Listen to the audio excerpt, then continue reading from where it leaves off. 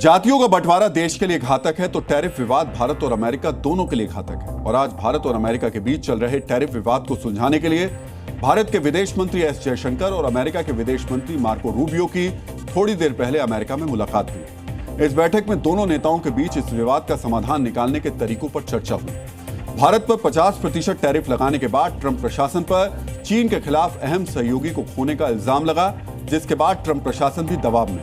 और इस बीच बड़ी खबर यह है कि अमेरिका और चीन के बीच एक वीजा वॉर भी शुरू हो गई, जो दुनिया भर के सबसे काबिल पेशावरों को अपने देश में बुलाने की रणनीति से जुड़ी हुई है। और आने वाले वक्त में भारतीय प्रोफेशनल्स पर इस वीजा वॉर का सबसे ज्यादा असर पड़ने वाला है, इसलिए आपको भी इस वीजा वॉर का विश्लेषण जरूर देखना चाहिए। चीन और अमेरिका के बीच वीजा वॉर की शुरुआत यूएस प्रेसिडेंट डोनाल्ड ट्रंप के H-1B वीजा की फीस बढ़ाने और इसके एक दिन बाद बीजिंग की तरफ से विदेशी प्रोफेशनल्स के लिए स्पेशल के वीजा जारी करने के ऐलान के साथ हुई।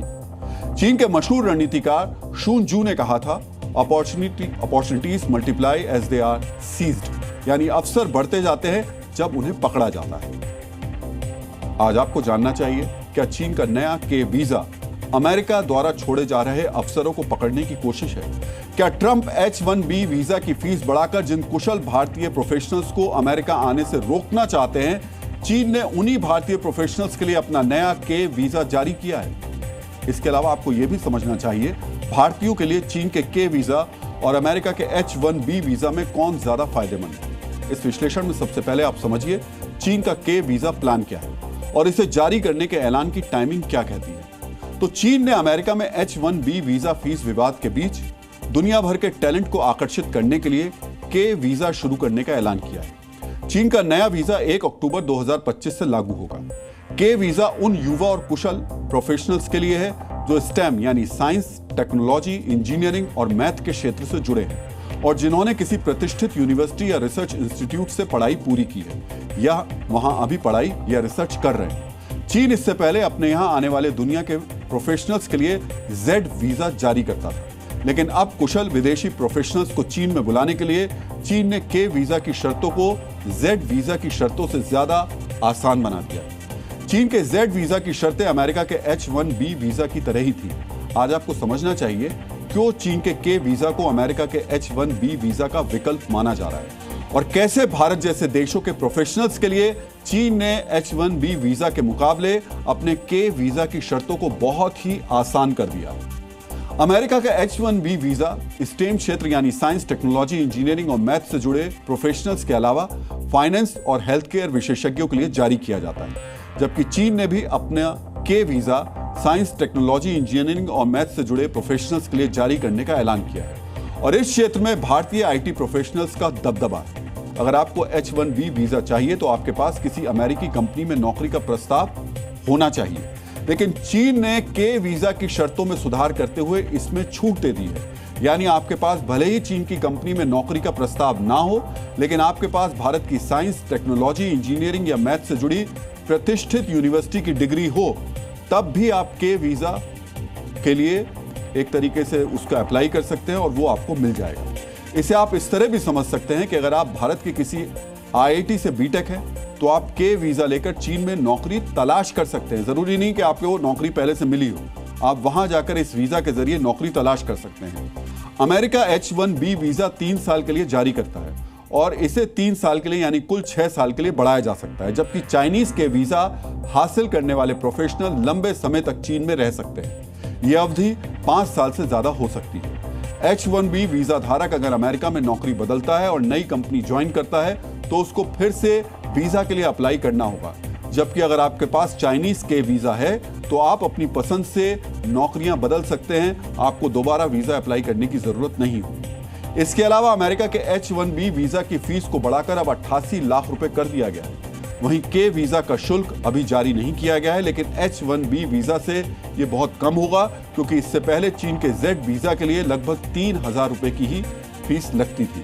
यानी ट्रंप की नई नीतियों की वजह से जो भारतीय टैलेंट अमेरिका नहीं जा पाएगा, उसके लिए चीन ने अपनी बाहें फैला दी, क्योंकि भारत में तैयार हो रहे स्किल्ड प्रोफेशनल्स चीन में नई तकनीक, तेज काम, हाई क्वालिटी वर्क के लिए बिल्कुल उपयुक्त हैं।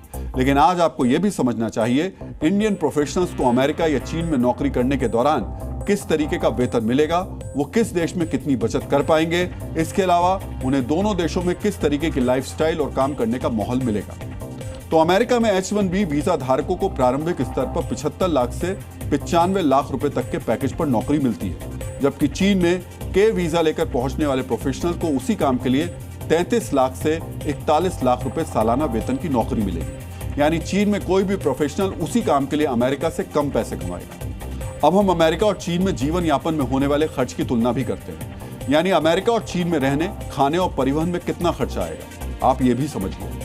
तो अमेरिका में 1 BHK मकान के लिए आपको 1,24,000 से 2 लाख प्रति माह किराया देना होगा, जबकि चीन में इसी मकान के लिए 24,000 से 58,000 रुपए तक की रकम चुकानी होगी।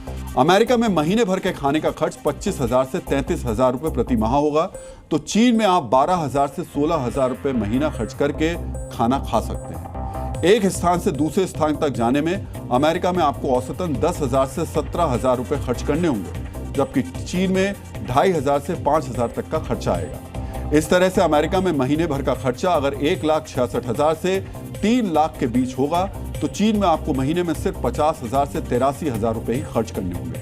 यानी अमेरिका में सैलरी ज्यादा है तो रहने का खर्च भी उसी अनुपात में काफी ज्यादा है।